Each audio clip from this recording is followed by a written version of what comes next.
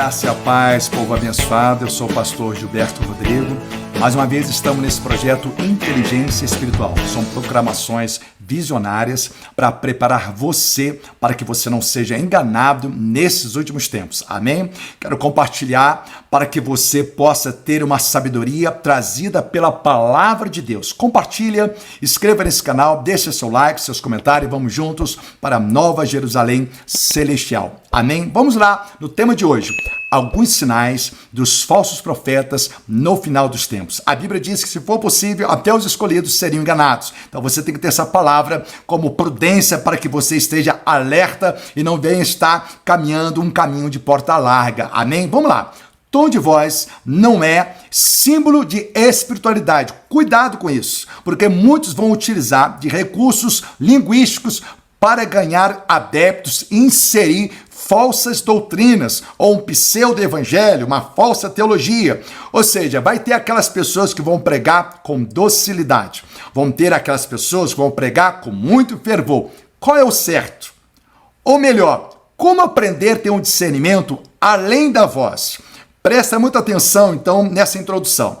Apocalipse 13:11 fala assim: vi ainda emergir da terra outra besta, com 2 chifres, símbolo de poder, símbolo de autoridade, semelhantes ao de um cordeiro, e ela se expressava como dragão. O adversário sempre quer ser semelhante a Deus, então ele vai imitar, ele vai dissimular alguma coisa, mas na verdade a expressão, na essência, não é a expressão de Deus, ou seja, a expressão do adversário manipulada. Isso fala em 2 Coríntios, no capítulo 11, no versículo 14, a Bíblia diz assim: e essa atitude não é de admirar, pois o próprio Satanás se disfarça de anjo de luz. Você já assistiu alguma vez aquele filme chamado O Peregrino? Assiste se você não assistiu. A Bíblia vai mostrar sobre a transfiguração do adversário. E nesse filme mostra lá Satanás transfigurando como anjo, ou seja, algo muito dócil para poder enganar. Bom, para que você tenha uma visão mais ampla, presta muita atenção, então, que eu vou falar para você à luz das Sagradas Escrituras. Amém?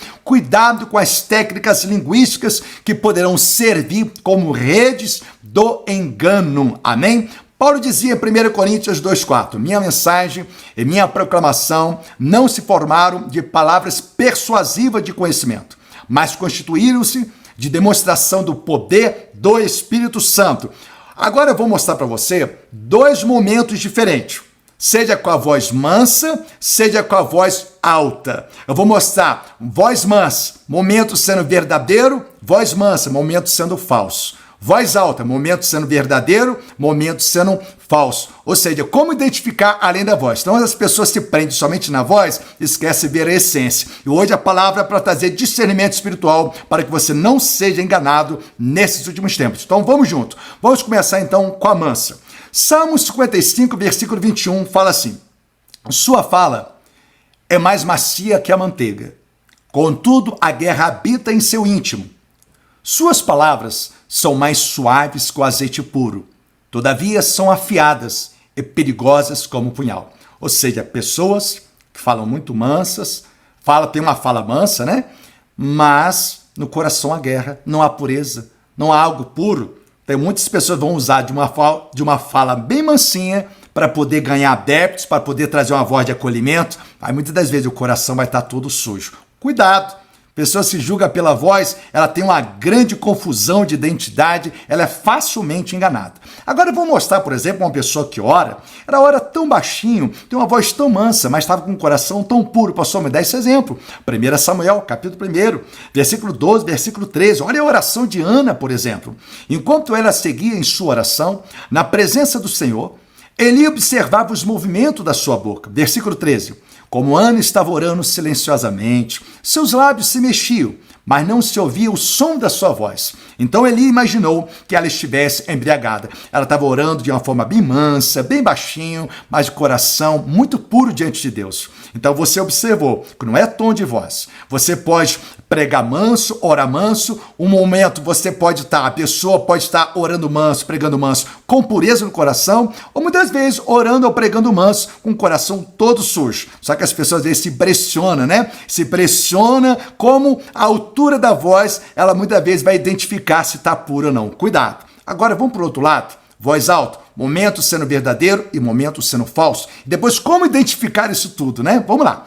Mateus 6, versículo 5 fala assim: e quando orardes, não sejais como os hipócritas, pois que apreciam orar em pé nas sinagogas e nas esquinas das ruas, para serem admirados pelos outros. Com toda certeza vos afirmo que eles já receberam o seu galardão. Então os hipócritas eram assim, queria chamar atenção nas suas orações, para todo mundo ouvir, então tinha aquelas vozes, tinha aquela, né, fazia questão que todo mundo ouvisse, então obviamente não era baixo, né? Então só que havia hipocrisia, não havia pureza. Agora do outro lado, lá em Marcos 10, versículo 47, versículo 48, a Bíblia diz assim: assim que ouviu que era Jesus de Nazaré, começou a gritar, lembra do cego? Jesus, filho de Davi, tenha misericórdia de mim. Muitos o advertiu severamente para que se calasse. Contudo, ele gritava ainda mais: filho de Davi, tem compaixão de mim.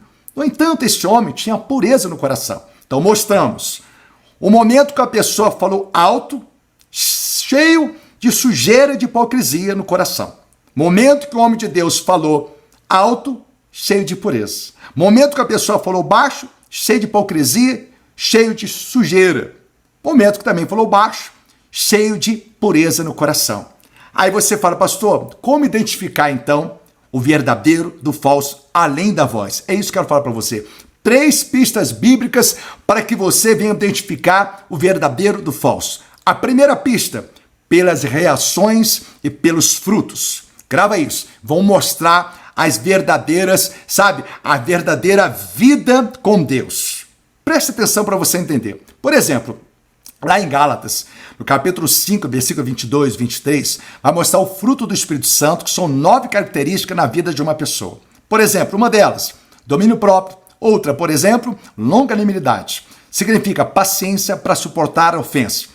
A pessoa, ela sendo provocada, acusada de algo que ela fez, ela pode até ficar quieta. Mas quando ela é acusada, afrontada de algo que ela não fez, ela precisa ter longanimidade. Ela precisa não deixar ter impulso, não ser impulsionado. Quando a pessoa, ela tem amor, ela tudo suporta. Isso está lá em Coríntios. Então, pelas reações, você vai conhecer se a pessoa tem essência. Então, pelas reações e pelos frutos. Agora, falar do fruto do Espírito Santo quando você está calmo é muito fácil. Agora, quando você é provocado, quando você é mal falado. Por isso que você vai ver na internet muitos cristãos brigões. Então, esses brigões estão revelando a essência. Por quê? Porque a Bíblia diz lá em 1 Pedro, capítulo 2, versículo 23, fala assim: quando insultado, não revidava. Quando sofria, não fazia ameaças, mas entregava-se àquele que exerce plena justiça em seu juízo. Efésios 4, 29 vai dizer: não saia da vossa boca nenhuma palavra que cause destruição, mas somente que seja útil para edificação, de acordo com a necessidade, a fim de que comunique graça aos que ouvem. Então, se a palavra que sai da boca da pessoa vem com discussão, fazendo ameaça, revidando, confrontando, está revelando, então, o que tem naquele coração. Se está sendo um falso ou um verdadeiro cristão. Uma pista é muito importante. Por isso que a Bíblia fala em Mateus, capítulo 7, versículo 16 e versículo 17, que fala: pelos seus frutos conhecereis. Olha também para a família, olha para o filho, olha para a esposa, olha para o contexto. Vai além da voz. Aí sim, você vai estar conhecendo, identificando se tudo que aquela pessoa fala tem verdadeiramente essência, tem princípio, se aquela pessoa vive aquilo que prega. Vamos lá, a segunda pista bíblica para você.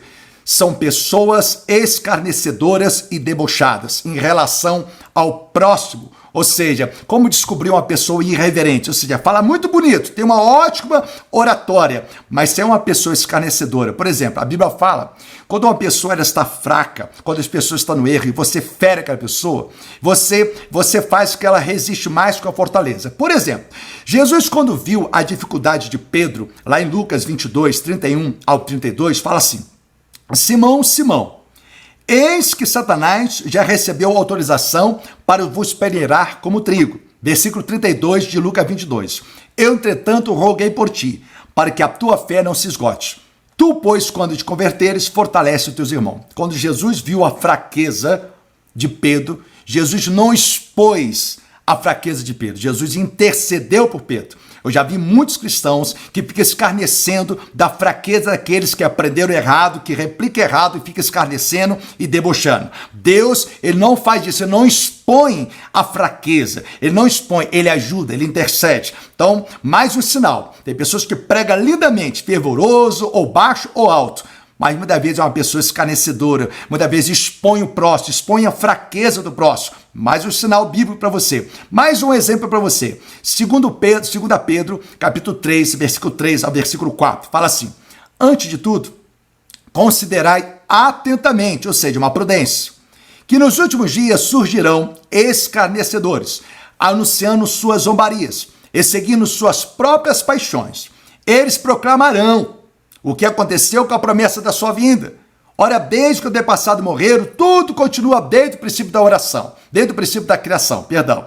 Ou seja, vão ser pessoas que vão zombar, pessoas que conhecem a Bíblia, mas vão ser pessoas escarnecedoras, irreverentes, debochadas. Quando você vê alguém fraco, alguém ferido, a Bíblia fala que um coração ferido, muitas vezes quando ele é afrontado, ele vai resistir mais que uma fortaleza. Então, quando você vê alguém fraco, está no poder, não sei o quê, não deboche dessa pessoa, chore por essa pessoa, porque de repente você pode estar prejudicando aquela pessoa a ter uma sensibilidade com o Espírito Santo. Não seja pedra de tropeço para ninguém. Então, o segundo sinal bíblico, então, você vai observar as pessoas que não têm essência verdadeira, vai ser debochadas, escarnecedoras em relação à fraqueza alheia. Grava isso no seu coração. O terceiro princípio para que você observa, saiba separar o verdadeiro do falso, grava uma coisa. Geralmente vão defender, na sua maioria das vezes, vai defender uma teologia que vai demonizar sorrateiramente as outras teologias. Ou seja, vai trazer um exclusivismo. Só aquela pessoa prega o certo. O restante está tudo errado. Pastor, está tudo errado, está todo mundo errado. Tudo em nome do amor. Presta muita atenção. Ou seja, vão ser os donos da verdade. Por quê? Vai querer chancelar a sua própria tese teológica. Observa, por exemplo, São Santarrões, Eclesiastes 7, versículo 16. Fala assim: não sejas absolutamente justo e nem exageradamente sábio. Afinal, deveria destruir a ti mesmo e morrer tão cedo? Tem pessoas que estão bloqueadas. O Espírito Santo já está longe há muito tempo. Por quê? Ela se acha melhor do que outras pessoas. Ela se acha melhor, ela se acha mais santa que outras pessoas. Então sempre arruma um defeito em alguém, sempre está arrumando defeito. Jesus, quando olhou para Pedro, primeiro olhou a qualidade, para depois olhar o defeito. Quando ele olhou a qualidade, ele viu o potencial, não desistiu e rogou por Pedro. Depois ele viu a fragilidade de Pedro, mas Jesus trabalhou e investiu na vida de Pedro. Quando você olhar para alguém, Deus vai permitir que você veja as fragilidades, para que Deus também faça que você observe como está o seu coração. Deus, ele sabe que todos nós temos dificuldade, mas nós temos que ser pacientes, porque o amor é paciente. Amém? Por exemplo, lá em Marcos 9, no versículo 14, a Bíblia diz assim: assim que chegaram onde estavam os demais discípulos, observaram um grande aglomerado de pessoas ao redor deles, e os mestres da lei discutindo com eles. Presta atenção. Aqui vai mostrar um contexto do Monte da Transfiguração. Estava Pedro, Tiago e João. E Deus ali na pessoa do Senhor Jesus revelando uma grande glória, um grande poder de Deus sendo revelado. Enquanto isso, outros 9 discípulos estavam embaixo, brigando, discutindo com os escribas, sem autoridade espiritual. Pessoa que perde tempo em discutir a Bíblia, ela está perdendo tempo no mundo espiritual. Por quê? Lá em Tiago 3,18, fala que é em paz que se semeia o fruto da justiça. Não é colocando a goela dentro, forçando, ou seja, querendo com briga, ou brigando na internet, porque vai ter sempre os brigões na internet. Sempre vai ter aqueles que vão confrontar, vão afrontar, vai dizer que é profeta, vai dizer que é isso, que é aquilo. Ou seja, esses são alguns sinais para você identificar além da voz. Presta muita atenção, esteja preparado e não seja enganado nesses últimos tempos. Amém? Um beijo no seu coração em Cristo Jesus.